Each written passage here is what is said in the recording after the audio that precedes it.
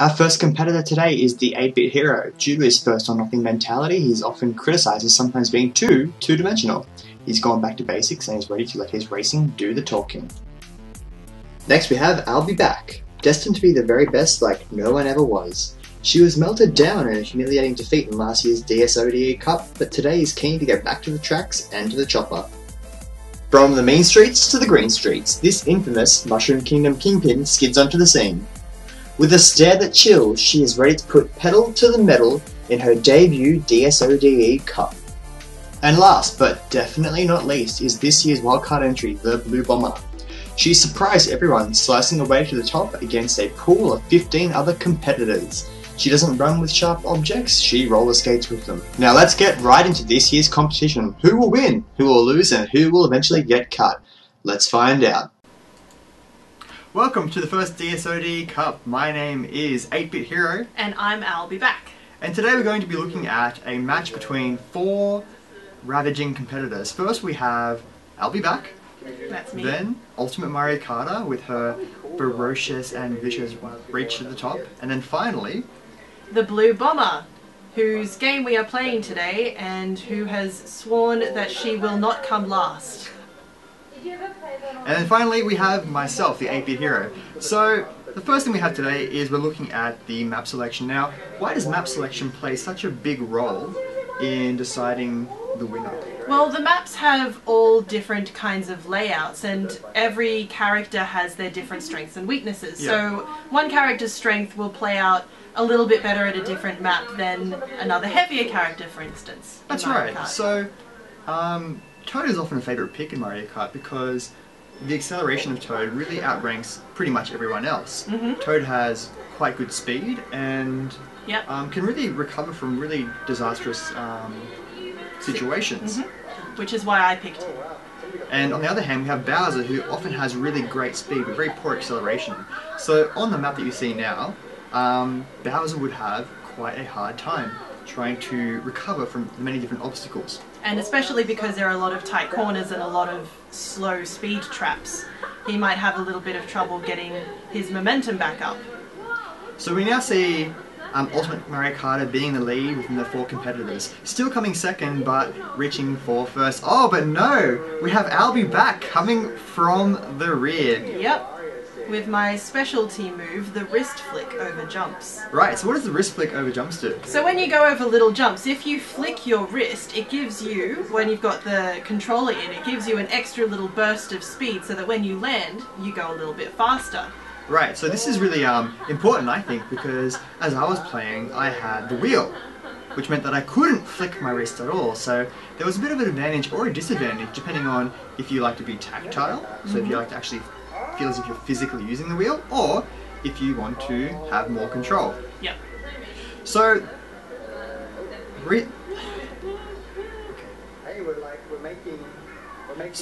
there is quite a bit of difference between these characters here. We do have the Blue Bomber coming in almost last, quite a lot of the time. She has recently come into the Cup as a rookie, but we're seeing her really blossom within the last few rounds. She's gone from consistently going to last place, and at the moment she is in 9th. But it also has its advantages coming in at the back of the pack throughout most of the game as well, because when you get your power-ups, when you reach all these little cube things, coming from the back of the pack you get a bigger variety of items that you can use, whereas if you're at the front all you get are bananas. Yes, so the further back you are, the more likely you are to get Bullet Bill, which is quite a game-breaking item, I would say, at the very least. And or at least you could get the Blue Bomb. Yes, that's right. As her namesake is. So I think we are seeing the Bullet Bill being used, and unfortunately the Blue Bomber has gone back to 12th place. We do see I'll Be Back continuing to dominate on this Toad character, being able to both avoid her own obstacles and easily avoid others whilst picking up speed continuously throughout the race. Now, Baby Mario is not being used to such a great effect, even though he shares similar traits to Toad. He is not being used as he probably should. We just saw the Blue Bomber using this Bullet Bill to great effect, I think. She's gone from 12th place to an instant 6th or 7th. And then you have to go into one of those speed traps just to lose a couple of places.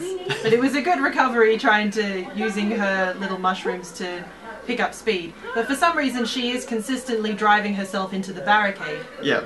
So the final scores are, first with I'll Be Back, second Ultimate Mario Kart, fourth, I think? Fifth was the 8-bit hero, and 7th as the Blue Bomber. So we'll see how these play out as the different maps get chosen. So what's your favourite map? I'll be back. I would have to say that my favourite map is the, I think it's Peach Gardens. Oh, Peach Gardens. Gardens. I agree. Peach Gardens is really good because it's not too difficult. It's not too difficult. There aren't a lot of traps that you can fall into with this one. It's just a very consistent, even pace. It's a good one for beginners if you want to try this out. I think so. And I think if you're really trying to learn the game, to start off really in the Mushroom Cup. But Peach Gardens is quite good because even though it is in later cups, it's still reminiscent of an easier map. Yes. So the first obstacle they have to face is trying to get around these big green pillars, these bushes, and at the same time going for these item boxes. And not to go into the flowers because they will slow you down. Yeah. We do see I'll Be Back in the lead, which is not a surprise by any means. She is the dominant force in the DSODE Cup and will continue to be the dominant force throughout this season. At least that's my prediction. Who do you think the dark horse in this competition is, and who do you think will end up winning the entirety of the cup? Well, I have to say that my position does get threatened quite often by the Ultimate Mario Karter. She's a very silent participant in the games, and often you don't really hear her coming until she's lapped you. That's right, Ultimate Mario Karter is very silent, very scheming, I would like to think. She often doesn't make much comment on her karting, so she's more introspective, and I think she's out there, not for blood, but she's out there definitely out there for glory. Right, definitely out there for glory. And she knows her stuff. So we do see Bowser overtaking the 8-bit hero, and this is what we were talking about earlier with Bowser's sudden speed boost. In Peach Gardens, the majority of the track are straight lines, so it does really help him to pick up speed. And it also helps that he is able, because he's a heavier character, he's also able to throw other characters off the track and maybe put them into a speed trap or put them in the way of one of those big chain dog things. So what do you think about the state of competitive Mario Kart? I think Mario Kart is a good way to lose friends. Yep. But it's also a very good game for testing out skill and also for really gaining achievement. It's a good game for that sort of thing. It's come a long way since it was on the 64 version, but I do like that in this game they have included lots of the maps from the previous versions. Right. So it's bringing a lot of the old into the now, and it's helping bridge generational gaps. So a lot of parents who grew up with the older routes can come in with their kids and say, hey, look, I used to play this one. Yeah, that's right. They can really go and apply their knowledge of these different maps to really challenge the younger generations who should really have the advantage over the older generations. But as we're seeing gaming develop and as we're seeing virtual reality come into it, maybe in 10 years' time you will be in the kart in Mario Kart. Wouldn't that be something? That would be amazing. That would be amazing. So we do see our match of the day between... Oh, Baby Mario's just overtaken I'll be back. So we have 8-bit hero and I'll be back. Oh my gosh. This is the match of the day, but... he runs into a hedge.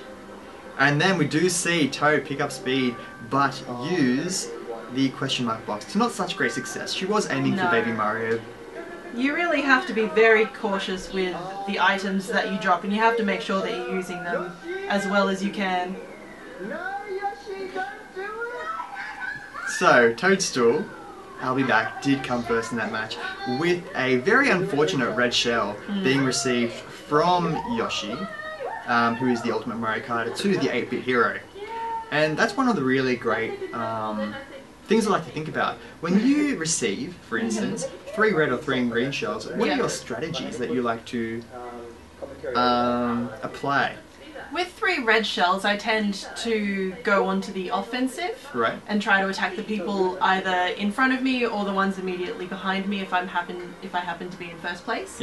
With the green ones, because you don't have that automatic knowledge that you're going to hit the person, the trajectory, I like to keep them on as a shield Yes, I agree. Because if you've got someone else who has a red shell, or something else that will come at you, and even if someone tries to bump you off the path, a green shell will knock them back, and it won't let the attacker go through. Yes. I also like to use that strategy for the bananas. When you have the 3 bananas at the back, you can use it to the same kind of thing, and then that's 3 red shells that you don't have to face. And it's not just the red shells that you don't have to face, it's also the ability to really slam into the back of players, or into the front of them, using bananas and red shells without actually aiming. Yep. Which I think is a really great thing. Yes. So we do have the final scores for the cup. The winners are I'll Be Back coming first, 8-Bit Hero in second place, and a computer winning third. So neither Ultimate Mario Kart or the Blue Bomber have been successful in their bid for the DSODE Cup. Ultimate Mario Kart only lost out by 1 point, unfortunately.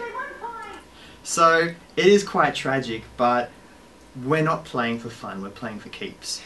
So tune in next time for the 2nd annual DSODE Cup, where we find some new faces and some dark forces to come up from behind and really shake up the scene.